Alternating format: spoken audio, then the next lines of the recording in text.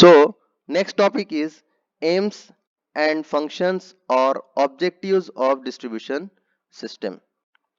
To convey the treated water to the places of domestic, industrial and public consumptions in required quantity without changing its quality with sufficient residual head from the treated water reservoir. हमें एक head का होना बहुत ज्यादा जरूरी है. Water supply system के अंदर हेड का होना बहुत ज्यादा जरूरी है. अब आप सोचोगे कि हेड क्यों होना जरूरी है? बिकॉज एक मिनट यार, ये क्या हो रहा है?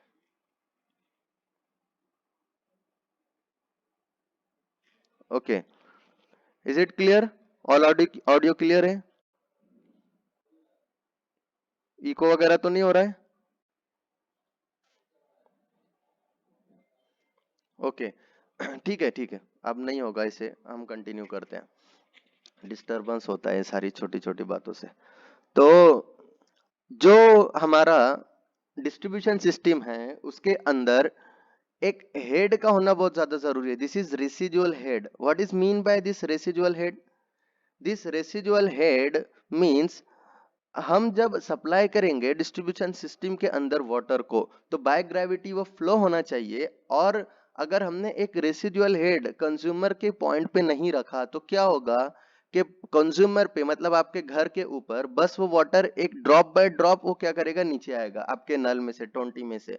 वो खुद से बाहर आएगा नहीं, बहुत स्लो आएगा, उसकी वेलोसिटी बहुत कम रहेगी. इसीलिए हम एक अमाउंट ऑफ एक्स्ट्रा अमाउंट हम हेड का वहां पर रखेंगे कंज्यूमर पॉइंट पे. उसी को हम कहते हैं रेसिजुअल हेड. क्यों रखते हैं? कि जो वाटर आए वो सर्टेन वेलोसिटी के साथ में आए और वो क्या हो, कम से कम हमारे फर्स्ट फ्लोर तक के तो पहुंच जाए. इतने अमाउंट का हेड हम एक्स्ट्रा मेंटेन करते हैं. ठीक है. To make the water available at fire hydrants with sufficient pressure head and in required quantity wherever there is a break of fire. Break of fire के लिए हमें जरूरत पड़ती है पानी की बहुत ज्यादा क्वांटिटी, ह्यूज क्वांटिटी में वाटर की जरूरत पड़ती है, तो उस केस में ये फायदा होता है इसका. The layout of distribution system should not contribute to the pollution of water flowing through it. हम डिस्ट्रीब्यूशन सिस्टम जो डिजाइन कर रहे हैं तो ऐसा ना होना चाहिए कि उसकी वजह से जो वाटर फ्लो हो रहा है उसके अंदर, उसके में कुछ पॉल्यूशन हो जाए, उसमें कुछ कंटामिनेशन हो जाए. ऐसा कुछ तो भी नहीं होना चाहिए. Requirements of a good distribution system. एक अच्छी डिस्ट्रीब्यूशन सिस्टम कैसी होनी चाहिए? It should supply the required quantity of water to the consumer for all purposes during emergencies. जब भी इमरजेंसी हो, जो भी पर्पज हो, तो वो पर्पज को डिस्ट्रीब्यूशन सिस्टम ने क्या करना चाहिए, सर्व करना चाहिए. There should be sufficient pressure at the consumer end. Consumer end के ऊपर सफिशिएंट प्रेशर होना चाहिए. हमने अभी जैसे डिस्कस किया, वहां पर कुछ प्रेशर होना ही चाहिए.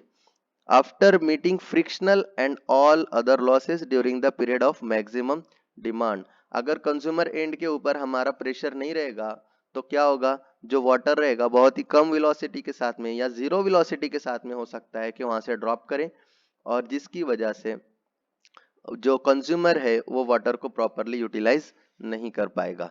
तो इसीलिए कंज्यूमर एंड के ऊपर एक रेसिजुअल हेड का होना बहुत ज्यादा जरूरी है. It should have simple and economical layout. ये तो बेसिक चीज है कि कॉस्टली नहीं होना चाहिए, जितना हो सके वो इकोनॉमिकल होना चाहिए, लेकिन ऐसा नहीं होना चाहिए कि उसकी वजह से उसकी लाइफ के ऊपर कुछ प्रॉब्लम हो.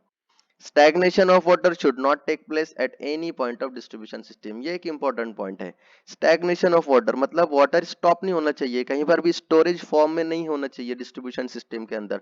कंटिन्यूअस फ्लो ऑफ वाटर वहां पर डिस्ट्रीब्यूशन सिस्टम में थ्रू दी पाइप्स ये होना ही चाहिए. Maintenance and repair of the distribution system should be economical. Maintenance कम होना चाहिए और अगर है तो इकोनॉमिकल होना चाहिए, सस्ता होना चाहिए. Distribution system should ensure availability of water supply.